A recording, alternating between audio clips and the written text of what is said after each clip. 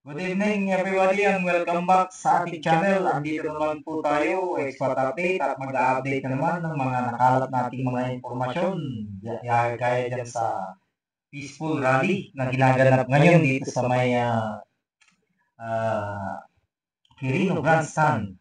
Ito, isang surprise na hindi halos tayo makapaniwala mga kapatid, mga kababayan, mga kung sino man yung makakarinig o makaabot sa video na ito.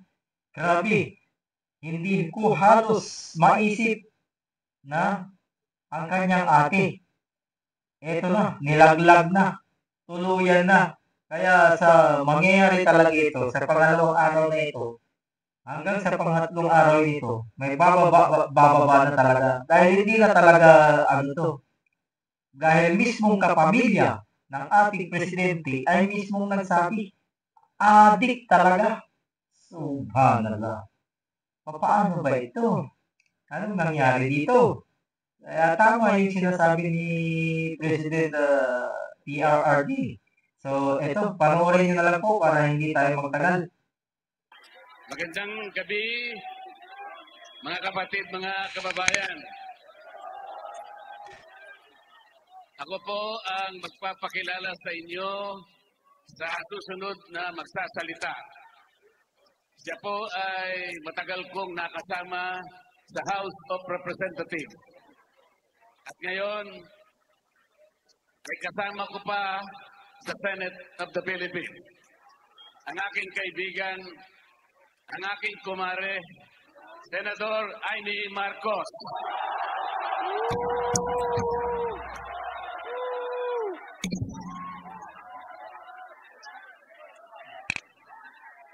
Kasi talagang wala na. Hiraitin natin yung sasabihin. Magandang gabi po sa inyong lahat, mga mahal na kapatid. Ka-Israel, ka-Bien, ka-Earth, ka-Arnel, lahat ng ating minamahal na kapatid. Higit sa lahat ang classmate ko mula Congress hanggang Senado, Senador Manong Dante Marcoleta. Napakahirap po ang pumunta, tumayo, at magsalita sa inyong harapan. Pero noon pa man, alam kong walang madali kapag ikaw ay Marcos. Nanginginig ako at ang aking boses, hindi dahil ako'y natatakot sa inyo, kundi dahil nalulungkot po ako. Ipagpaumanhin ninyo kung sa gitna ng pagsasalita ko, ako'y hihinto, hihinga dahil sa bigat ng aking kalooban. Pero hindi yan ang dapat kong ihingi ng paumanhin. Hindi yan ang kasalanan ko sa bayan na dapat ihingi ko ng tawad. Narito po ako dahil sa tawag ng Iglesia ni Cristo para sa transparency, accountability, at hustisya. At dahil sa tawag ng sarili kong konsensya, bilang senador, bilang kapatid, bilang Pilipino. Bata pa lamang kami ni Bongbong. Alam na ng buong pamilya ang problema sa kanya.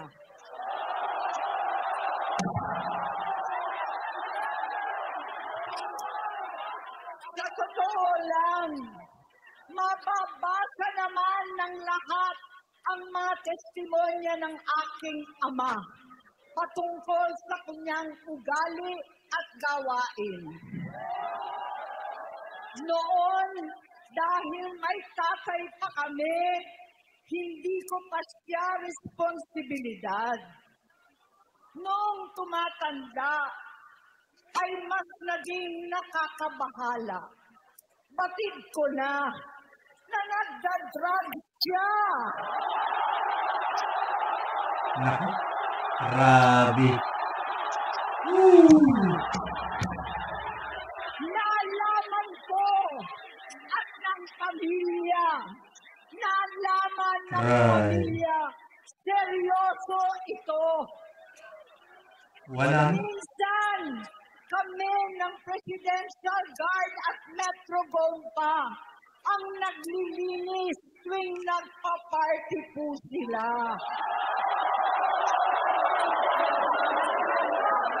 Namuhay kaming magkakapatid sa ibang bansa.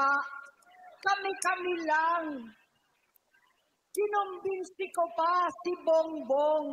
Pakasalan mo na si Lisa. Naisip ko noon, kapag nag-asawa siya, malalagay na sa tahimik at magkakaroon ng direksyon. Ang laki ng pagkakamali ko. Mas lumala ang kanyang pagkalulong sa droga. naku. Grabe. Dahil parehas pala silang mag-asawa. Naku.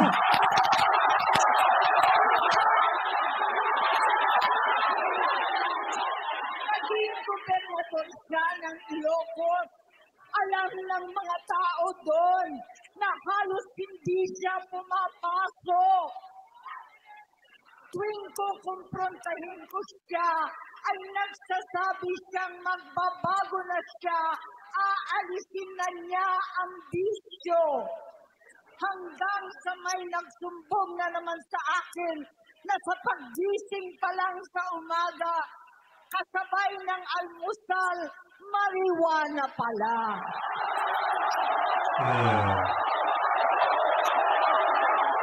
Paghapon sila, lahat sila nagiinuman at gumagamit ng cocaine. Kasama ng asawa at barkada. Tulad ng ama ko, pinastigo ko ang mga barkada niya. Ang nasirang si Bong Dasa, si Edby Cruz, Inigo, Tony Boy, Sat Anton, alam po ninyo yan. Paano nagre-resign na sa takot ang mga pulis nila at staff dahil sa lumalalang bisyo. Inayos ko sila dahil gusto niyang ituwid ang buhay niya. Gusto niyang mag-vice-presidente. Hindi siya pinalad at lalong nagkaroon ng oras para sa bisyo. Simula noon, naging malabo sa amin ang lahat. Kaysa mag-away, bigla na lamang lumayo ang loob namin sa isa't isa. Noong 2016, kasabay ng kampanya ni dating Pangulong Duterte laban sa droga, lumabas ang pangalan ni Bongbong sa listahan. Nakasama siya sa listahan ng mga celebrities, mga artista, Maricel Soriano at iba pa. Masinsinan kong kinausap si Pangulong Rodi. Halos manikluhod ako. Sinabi kong ayon sa kapulisan, dapat unahin, usigin ang mga pusher at saka na lamang sagipin ang mga user. Naligtas si Bongbong. Labis ang takot ko at pag-aalala. Kinausap ko siya at nagsabi siyang talagang siya ay nagbabago na. Muli at lagi, hindi ako nawalan ng pag-asa ako'y naniwala ulit. Mula noon na natatanggap ko na lang na balita tungkol sa kapatid ko ay regular na pagpapadoktor. Kaya kumalma naman ako. Inisip ko, totoo, dahil na-opera na ang tuhod niya sa gout. Siguro, totoo na ito. Hanggang nito, na lamang nalaman ko na tuloy ang paggamit niya sa mga party na garapalan naghahain ng droga. Pinagmamalaki pa ng mag-asawang kayang-kaya nila ang microdosing ng cocaine. Hati-hatiin daw para 4 na beses sa isang araw. Hindi mabibisto. Ang pampapadoktor, pinalabas nilang pag-stem cell. Nagpapalit daw ng dugo, nagpapa-blood transfusion. Kayang-kaya raw, hindi ko maintindihan ang pinagsasabi. Noong 2021, kahit papano, nagkikita kami at nagkakausap. Sumumpa siya sa akin, talagang hinintunan niya. Naniwala ako kasi sabi niya gusto niyang tumakbo. Ang sabi ko, tutulong ako sa abot ng aking makakaya. Ipinakilala ko si Bongbong kay Inday. Naging magkatandem sila. Pagkatapos noon ay biglang hindi na niya ako ulit kilala. Kahit si Inday, nagtataka. Bigla ako na isapwera. Kahit ganon, nangampanya pa ako para sa kanya. Kahit si Inday na lang ang aking nakakausap. Hindi ko alam bakit ako nakaban sa headquarters nila sa Mandaluyong. Hindi ko alam bakit walang nagre-report sa akin tungkol sa kampanya. Sa totoo lang, masakit mang aminin, nung dinidisqualify na siya, halos papaboran ko na sana dahil may nagsumbong sa akin mula sa kanyang campaign team na gumagamit na naman siya. Nung sinabihan ko, siya at mga taong nasa paligid niya, nagkaisa silang tuluyan akong alisin sa kampanya na ako naman ang bumuo. Sinabi nilang gusto ko na siya ay ma-disqualify para ako ang pumalit. Hindi totoo yun. Iniisip ko ang kalagayan ng aking kapatid at paano siya magsisilbi kung ganyan ang kalagayan niya. Pero pinaparating sa akin na hindi siya lulong at minsan na lamang tuwing nagpa-party. Hindi ko maipaliwanag bakit gusto kong maniwala at hindi mawalan ng pag-asa. Noong nanalo siya, naging pinakamalayo na kami sa isa't isa. Maliban sa opisyal na tagpuan at kapag pumupunta yung nanay namin, hindi ako sumama sa loob ng 3 taon dyan sa Malacanang. Dahil lantaran na doon ang inuman, ang paggamit nila ng cocaine at mga bawal na gamot. Hindi ba ninyo nakikita, naririnig, kakaiba na siya magsalita. Hindi na maintindihan kung ano-ano na ang sinasabi at wala na sa sarili. Nagtatago sa kabaitan niya ang pang-aabuso niya sa droga. At nagbunga na ito ng mga nakakapinsalang maling desisyon. Hinayaan niyang kumilos ang mga nakapalibot sa kanya. Yung mga umaastang presidente habang nilululong siya ng mga ito. Hindi na kami nagkausap. Sa harap ng publiko, pinipilit kong magmukha kaming maayos. Pero wala na kaming koneksyon. Hindi ko hinihiling na maunawaan ninyo ako, lahat kayo. Sa palagay ko, ang makakaunawa lamang sa akin ay ang mga pamilyang may pinagdaanan sa adiksyon, sa inom, sa sugal, sa alak, sa bisyo, higit sa lahat, sa droga. Pagka hindi ko siya nakakasama, buong aking loob na ipasok sa institusyon. Ipagamot, iparehab ko na yan. Pero tuwing maghaharap kami noon, hindi kaya ng aking kalooban na gawin yon. Tuwing magsasabi siya sa akin na magbabago na siya, hindi ko siya kayang tiisin. Hindi ko kayang ipagkait sa kanyang pagkakataon at pagbabakasakali. Umaasa ako at laging nananalangin na sana, oo nga, nagbago na siya. Hanggang dumating ang 2024 at 2025, yung bisyo niya na ang dahilan ng pagbaha ng korupsyon, kawalang direksyon, at maling-maling mga desisyon. Walang accountability, wala nang hustisya. Hindi na niya alam ang nangyayari. Hindi na pinapaalam sa kanya ang mga pangyayari. Sinamantala ng mga ito ang paggamit niya ng droga.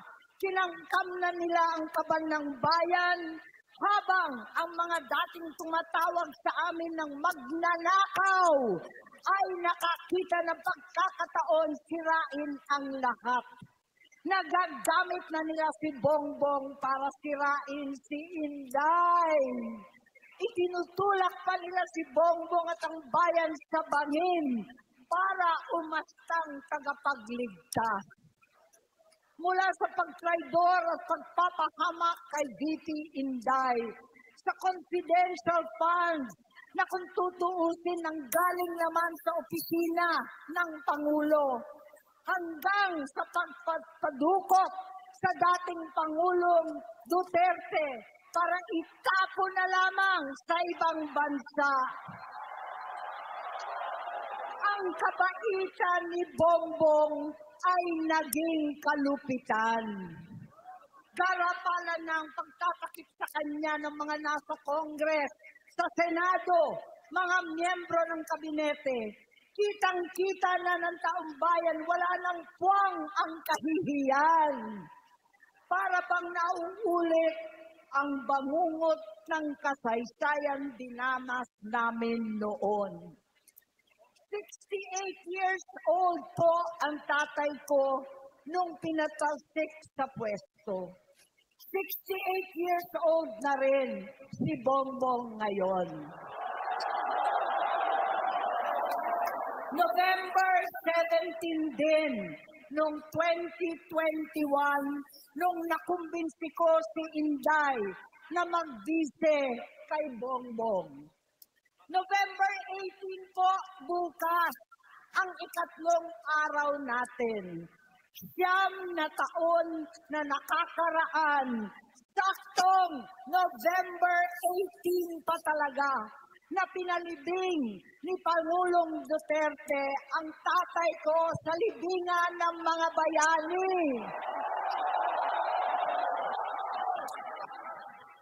Halo-halo na ang aking nararamdaman, pero alam kong ito ang dulo at hangganan ng aking pagtitiis at pananahimik.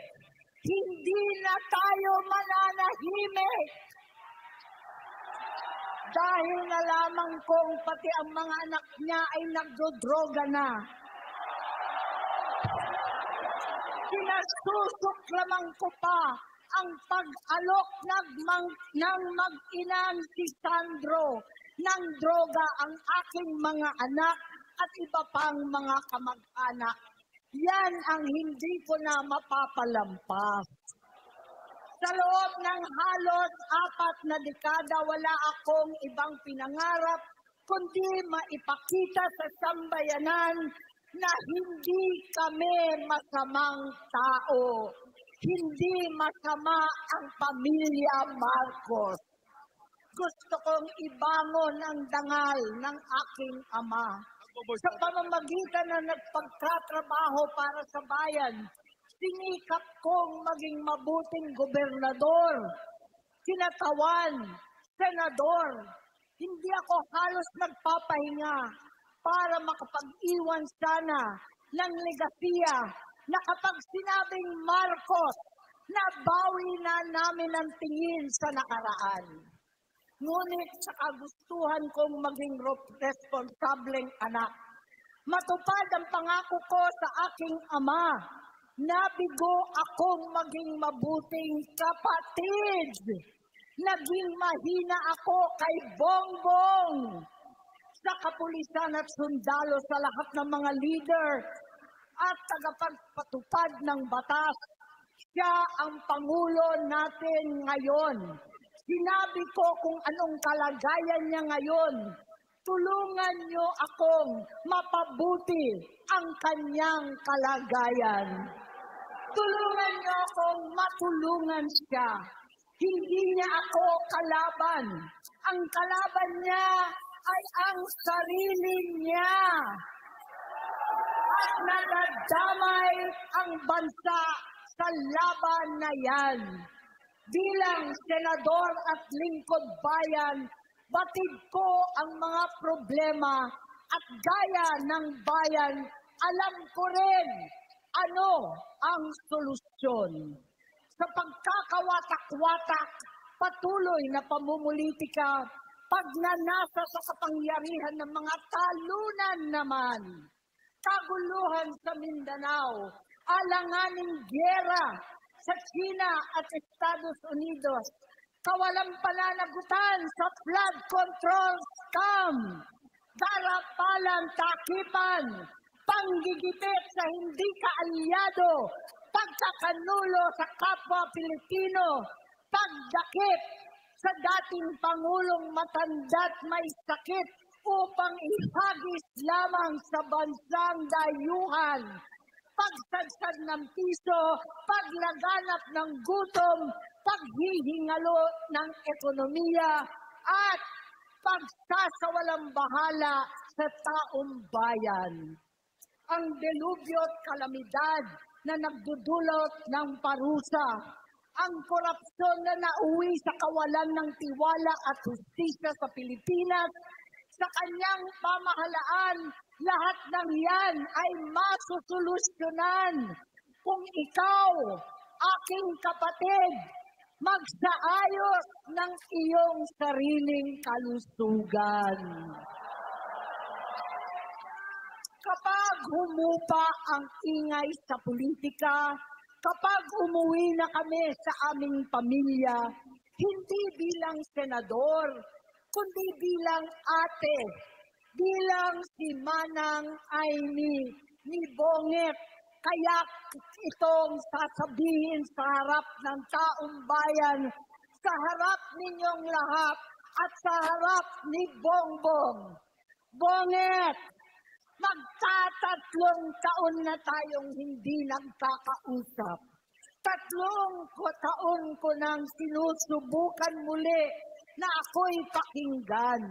Siguro ngayon ay makakarating ng buo ang gusto kong sabihin. Walang mababawasan, hindi madadagdagan. Bongbong, nag-aalala sa'yo si Manang. Tuwing nakikita kita sa TV, gusto kitang puntahan. Napakalaki ng pinagbago mo. Itsura, pagsasalita, takbo ng pag-isip. Minsan, napapatanong ako sa sarili ko, ikaw pa ba yan? Si Bongbong ba talaga yung nakikita ko? Pero ako, ading ko, ako pa rin ito. Ako pa rin ang ate mo na tumayong ama't ina sa inyo sa ibang bansa. Ang kasama no sa sumubok na sanglain lahat ng sakit para sa iyo. Ang kapatid mo na hindi mo kailangan hingan ng tawad dahil agad ka nang iniintindi at tatanggapin dahil mahal kita. Nasa Bagong Tipan, kay Lucas, Kapitulo 17, versikulo 3 hanggang 4. Kung magkasala ang iyong kapatid, sawayin mo siya. At kung siya'y magsisi, patawarin mo siya.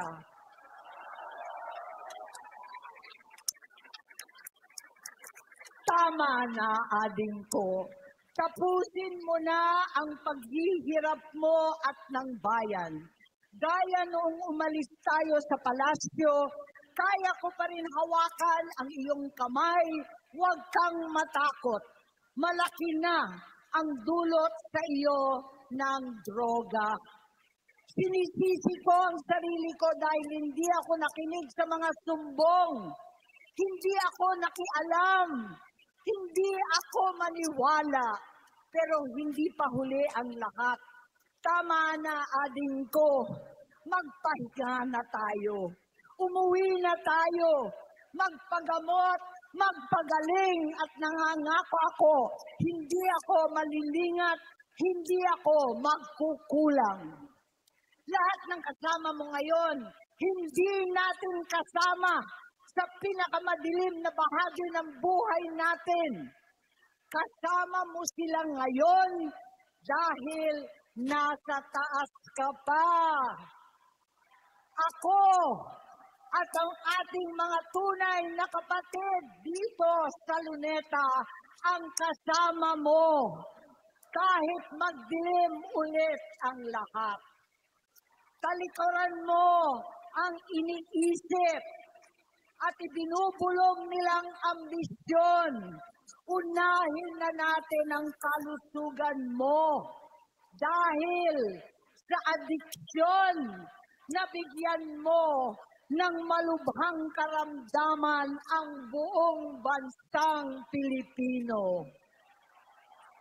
Matatanda na tayo, sakitan na si Mami, alagaan na lang natin ang isa't isa. Kaliwat kanan man ang panghuhusga sa akin, malinaw sa aking puso na dapat mauna ang Diyos, ang bayan, pamilya at sarili. Hanggang sa mga oras na ito, Bonget, gusto kong malaman mo na hindi kita sinusukuan. Hindi ko kakayanin kung mapapahamak ka. Kaya hinihingi ko na tayo'y umuwi na, mamahinga alang sa iyong kalusugan. Kaya kung mabigo at mawala sa iyo ang posisyon, pero hindi ko kayang mawala ka sa amin. Ayusin mo ang sarili mo. Magpagamot. Alisin ang droga sa iyong sistema. Wala akong ibang gusto kundi gumaling ka, malampasan natin ito muli. Dahil wala akong ibang hinahangad bilang ate, kundi maging masaya ka, maging ligtas sa panganib, malusog, matagumpay sa buhay. Itama ang mali, labanan ang adiksyon, at ako hindi kailanman aalis sa iyong tabi.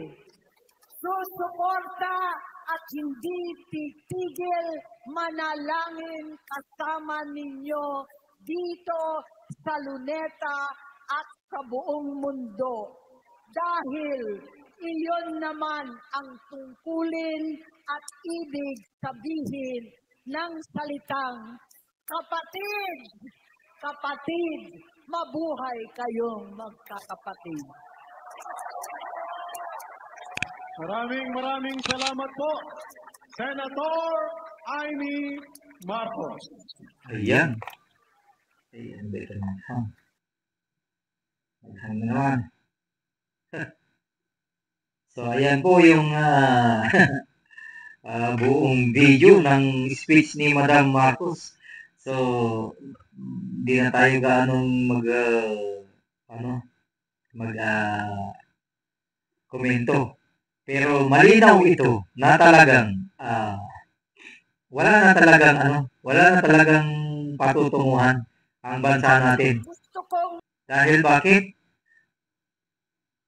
Dahil sa nagkaroon tayo ng ng nagdodroga na presidente. Hindi sa atin galing, ha. Matagal na akong dito sa video na ito. Hindi ako nagsasabi na siya ay adik, na siya ay ganito, na siya ay ganito. Hindi.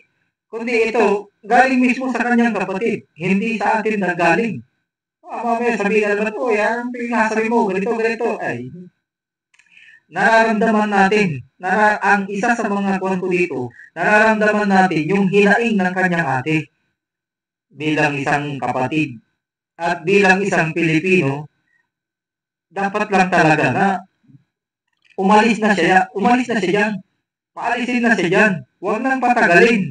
Kasi baka mamaya, sa nangyayaring ito, mag-iba na naman yung desisyon. Or, hindi na siya ang magdidesisyon, baka mamaya, sasabihin na ganito ang kanyang desisyon, tapos iba pala yung gumagawa. Iba pala yung nag-uutos. At pagdating sa kanya, i-report sa kanya, ganito ang nangyari sa. Padodrogahin lang tayo. Ganyan talaga ang mangyayari. Yung baga, alipin. Alipin na ng droga. Pati ang droga talagang walang magandang maidudulot. Talagang pati pag-iisip mo, lalasunin yan. Tamang hinala ka palagi, parang gano'n. Ang problema ngayon, itong mga nakapaligid sa kanya. Hindi natin talagang totoo yan. Na, adik, bigyan mo lang ng yan. Decision mo kaagad yan ng ganito. Mapapapirma mo, etc. Mabilis lang. Dahil bakit? Nakaisang ko lang. Bigyan mo lang ng isang hit. So, hanggang dito na lang. Grabe itong revelasyon na ito. At itong si Madam Emmy, hindi ko alam kung ano yung niya. Pero nararamdaman natin ang sinseridad din sa kanyang pagsasabi. Pero napakalaking rin, Madam, ng inyong mga naging role dito. Kasi hinayaan nyo o kayo pa mismo ang nagpakilala na talagang hindi naman natin hindi natin wala tayong alam bilang Pilipino noon. Tulad ko. Kung nalaman natin ng maaga yan, sa bagay ang presidente dati, kumbaga nag-remind. Ang hindi lang natin naisip bilang isang marami sa atin na nabudol dahil nga sa ganun. Hindi natin maisip na talagang nagdodroga nga. Kasi nga, maski yung anak ng presidente, dati, nandun siya kasama sa unit team. Pero kung hindi sa unit team, talagang doon ka din tayo. Kaso yun nga lang ang nangyari. So, hanggang dito lang at maraming salamat. At